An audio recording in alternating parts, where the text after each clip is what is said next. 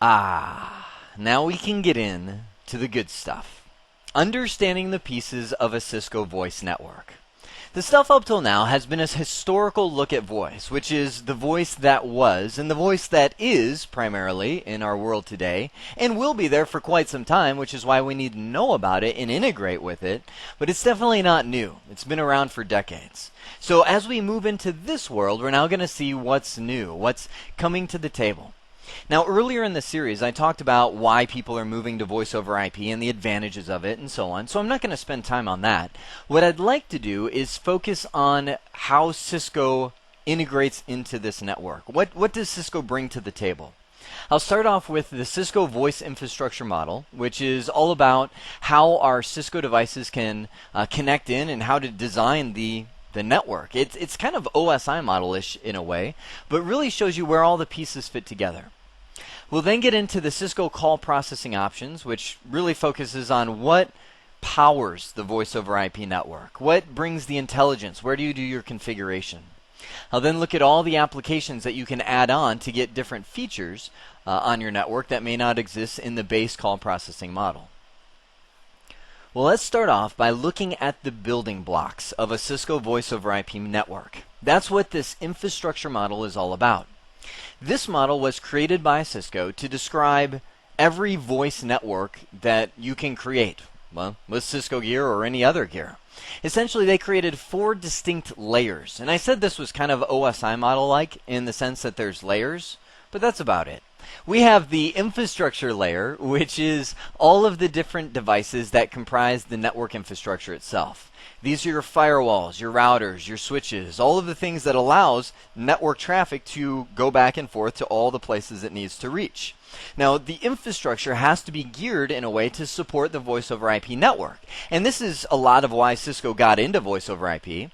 By doing this, they not only are in a huge new market that's going to have a lot of visual sight by just about every business, but every single piece of network gear that Cisco sold years ago is probably going to have to be upgraded because it needs to support the new quality of service settings, needs to support like power over Ethernet, it's going to need to support voice VLANs. We'll talk about all these things in a little bit, but the old equipment doesn't do that. So you may be looking at a network infrastructure upgrade.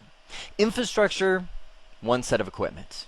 You then move up to the call processing layer, and this is where you have the control, the mind, the processing power that's going to run the voice over IP network. This is, and I will never stop calling it this, Cisco Call Manager. It's the old name, but it's the name that has been around for so long. Have you ever known somebody that's changed their name?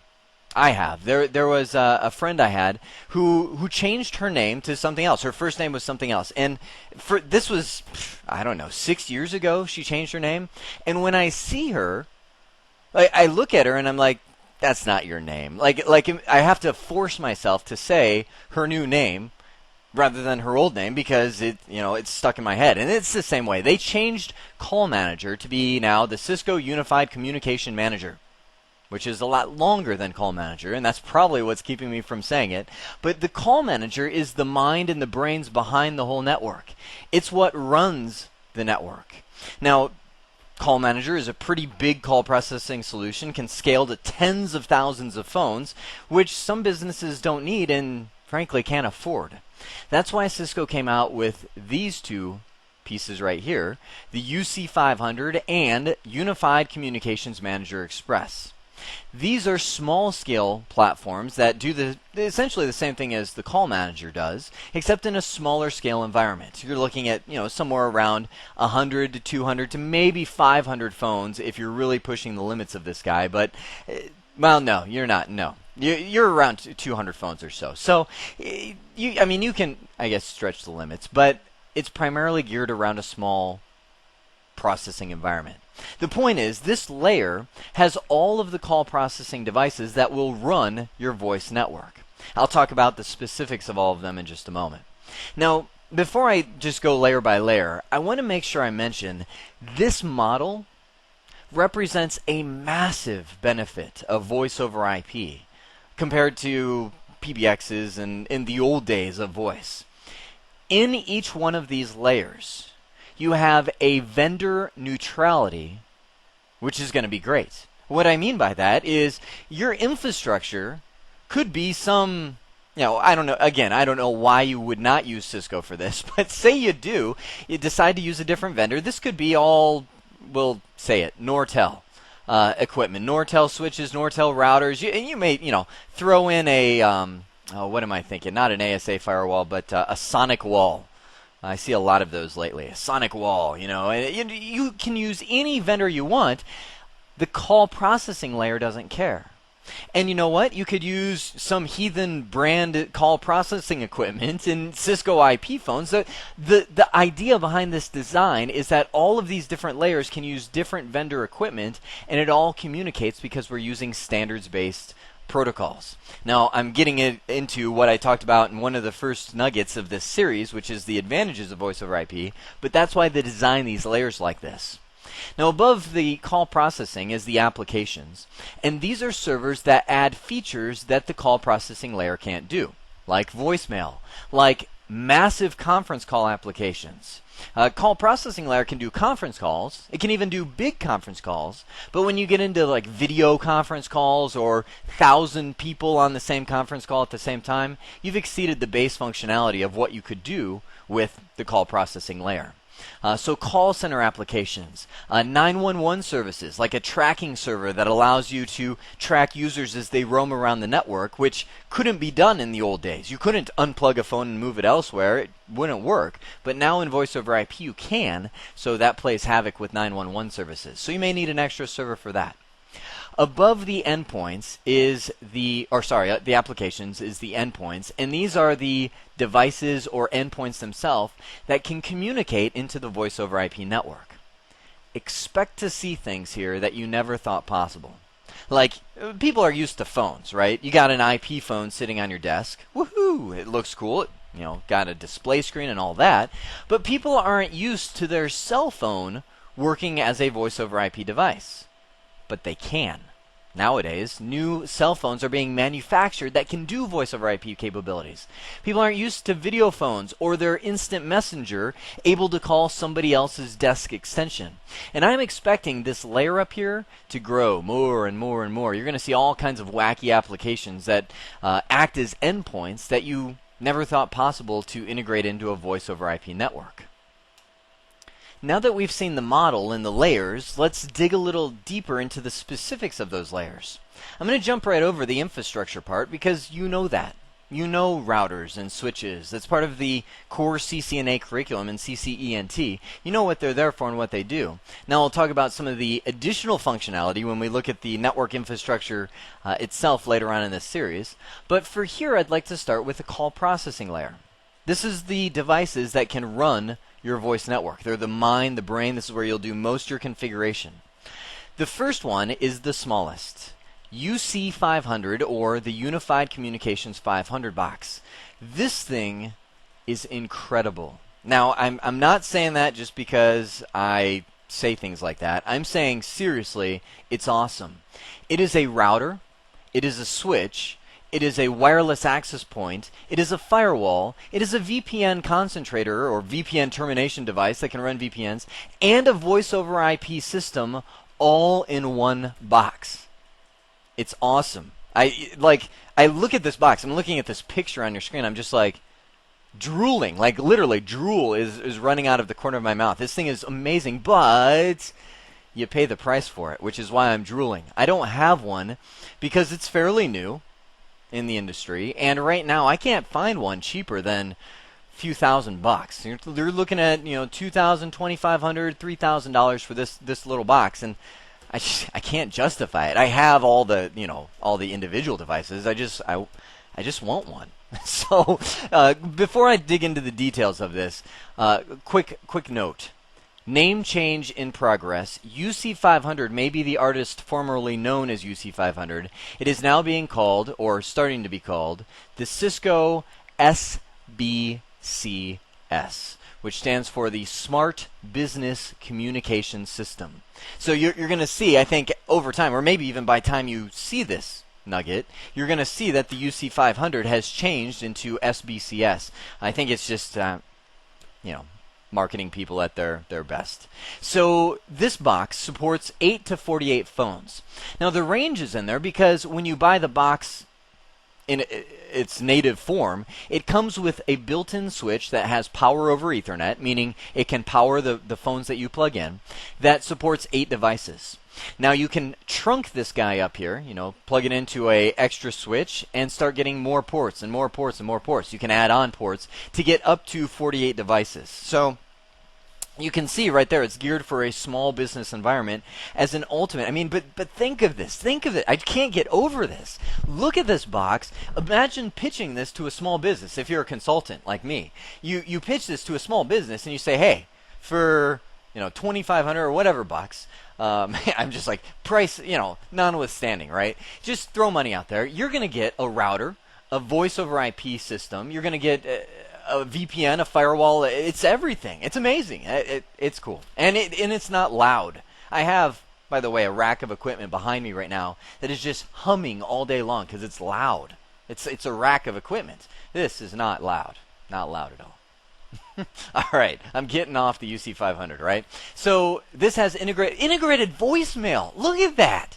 Integrated voicemail and an auto attendant. Isn't that unbelievable? I totally forgot to even mention that. I mean, usually when we get into the other stuff, you're going to see extra voicemail servers, auto attendant systems, blah, blah, blah. It's everything.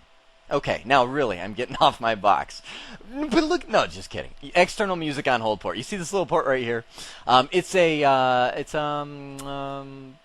what do you call those? Headphone jack. You plug in a headphone jack into it. You can plug an iPod into there. You can plug a little CD player, whatever you want, and that will be your music on hold. Keep in mind that you have to have a broadcasting license or pay the FCC if you want to use copyrighted music. So most of the time you're thinking Muzak, the free stuff you get from the internet that sounds like the real stuff. You also have FXO and FXS modules in there. Now, we haven't talked in depth about those. That's these guys right here and these guys right here. It only comes, this is an add-on module right here. These are built in. These are modules for external analog connections, like, for instance, bridging off to the PSTN central office. So those are your outside phone lines that come in. And this is meant to be a key system, a small system. So we're not talking about digital, although it does have a support for an add-on T1 module if you'd like to do that. It can also have an FXS module, like this one may be. Actually, I think that's FXO, but usually FXS is pink. Kind of a pink color. But either way, if this was FXS, you could plug external phones or a fax machine or modems or whatever legacy analog equipment you'd like into this box. As I mentioned, routing and NAT support, so it's your router, it's your internet access. It's VPN support up to 10 users, again, small business. Optional 802.11 wireless, and you can get whatever 802.11 standard you want. So, okay. I'm stopping here or else I'm going to jump back onto my soapbox on how cool this box is. There's a complete section later on the UC500, aka Smart Business Communication Systems, aka Box That Rocks, that we'll talk fully about it. So I'll save some of my enthusiasm till then.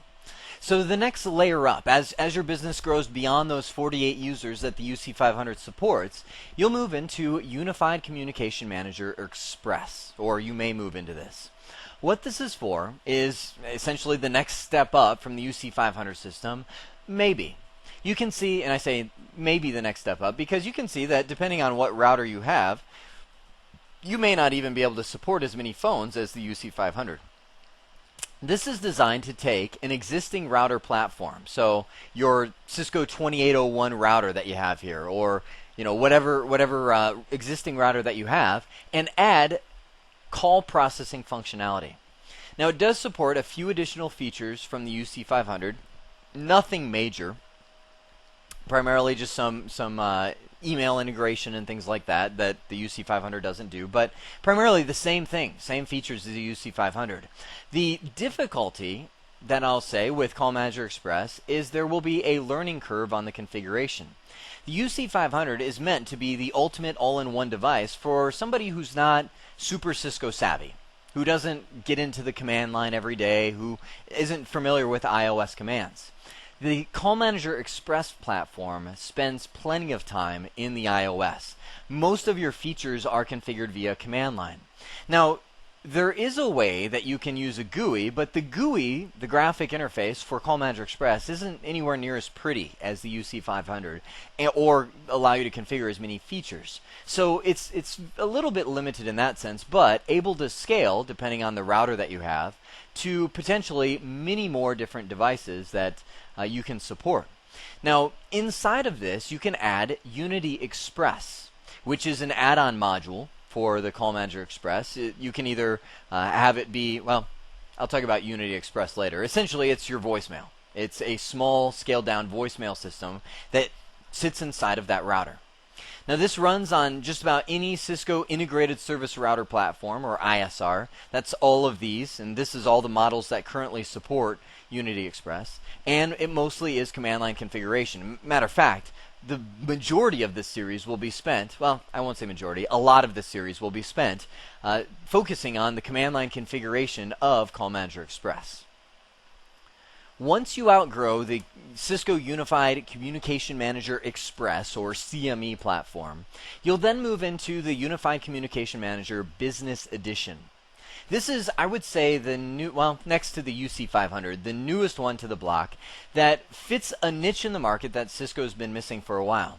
There's always been, well, I'll say recently been, Call Manager Express, or Communication, I gotta get used to that, Communication Manager Express, which is designed for the small business up to around 200 users max, depending on the size of the router.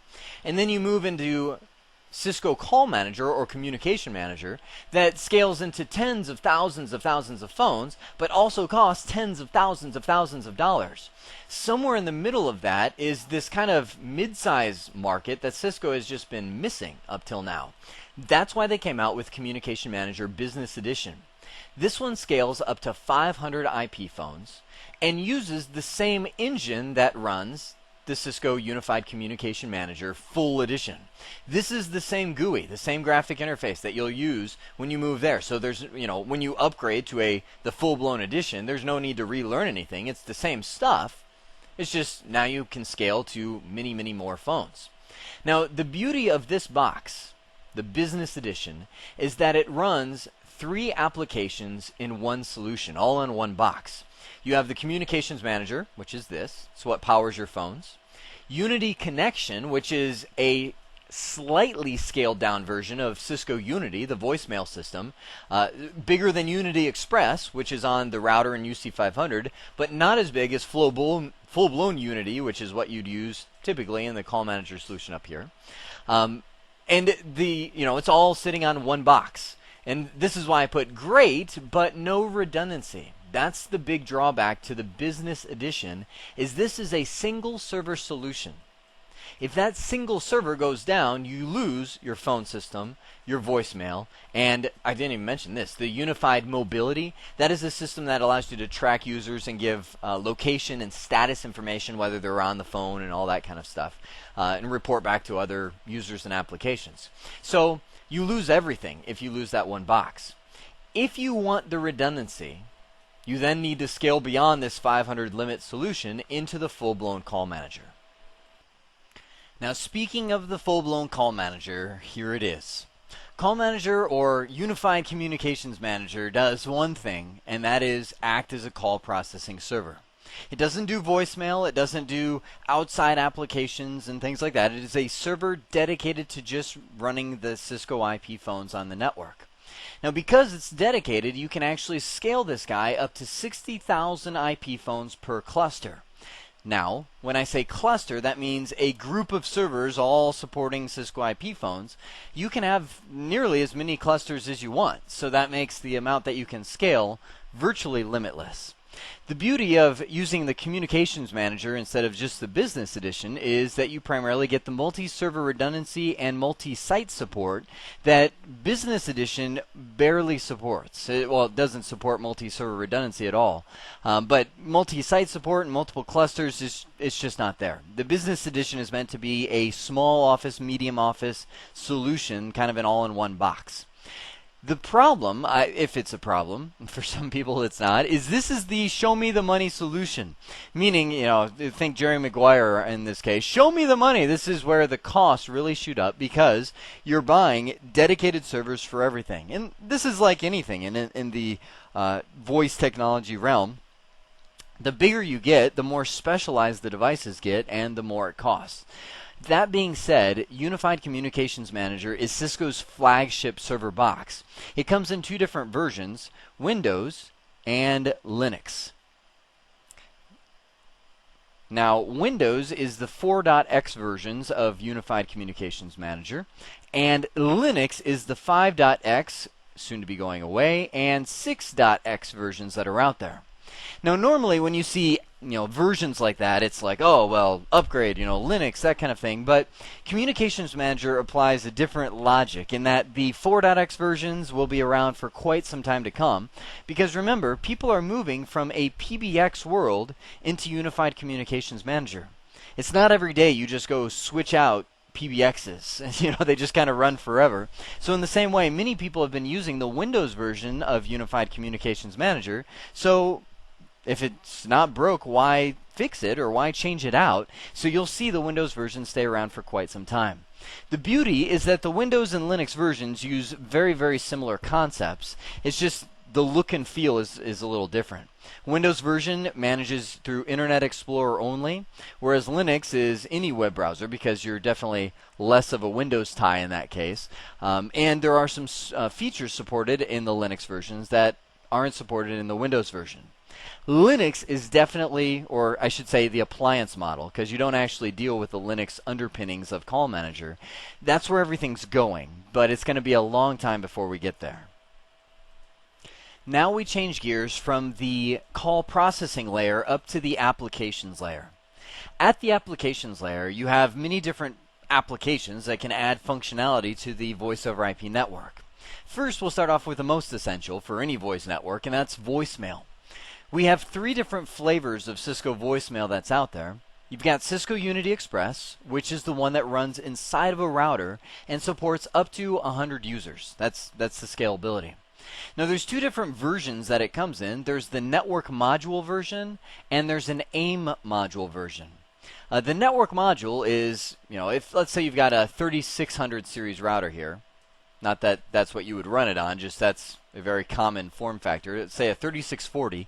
You've got a module here, module here, module here, and module here in a 3640. So if you buy the network module version, it's literally a plug-in module of Unity. You got your little vents on the front right here that slides right in, and that's where it runs it.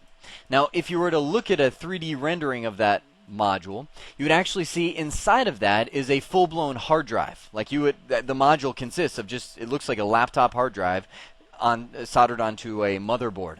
And that's what it is it's just a Linux version of Unity that boots up off that hard drive and uses that for storage.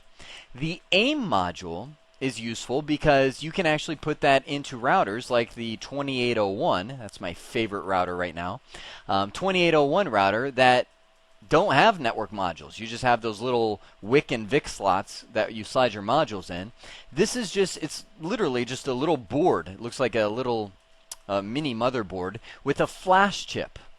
And that flash chip is where it stores all the voicemail and messages and things like that. It's also Linux based. It boots up off the flash chip and so on. Now the benefit of the AIM module is that there's no moving parts, meaning less to break down, and it can slide in without eating up a full network module.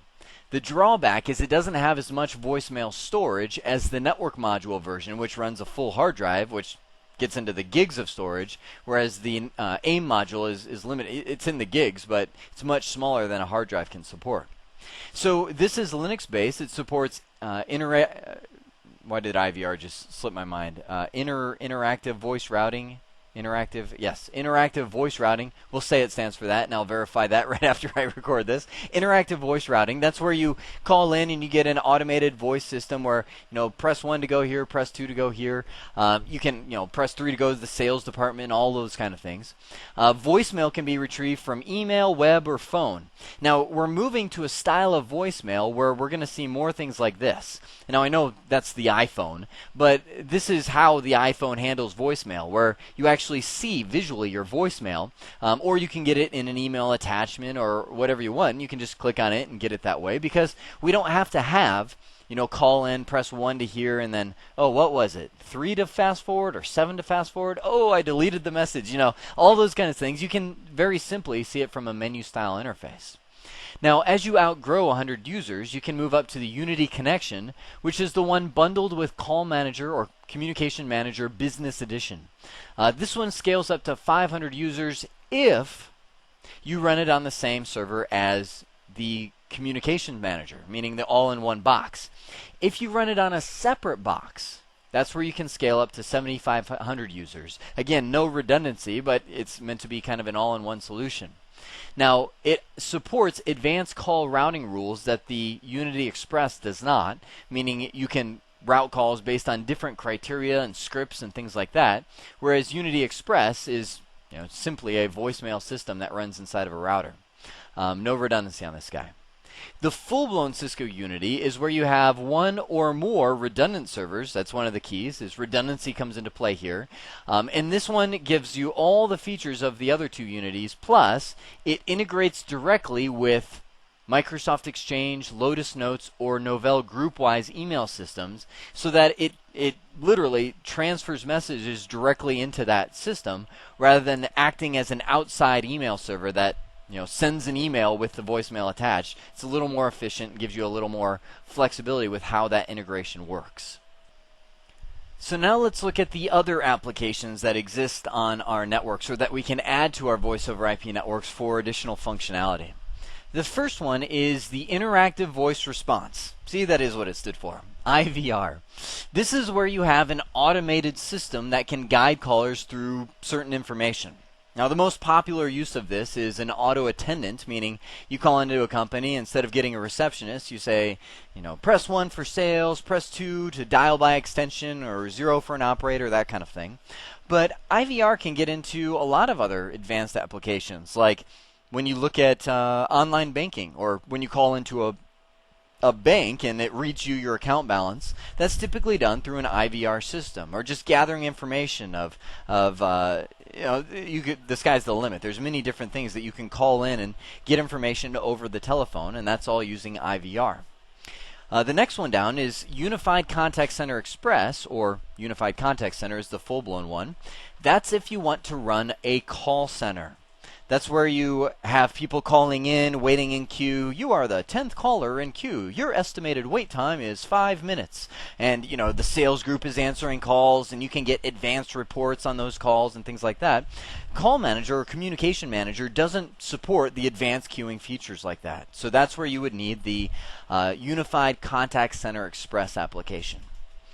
Meeting Place is your conference call application. That's where if you want to do big conference calls beyond the scope of what a normal conference call would be, like if you just want, hey, let's bring Mary on the line, conference, you dial Mary and she's on.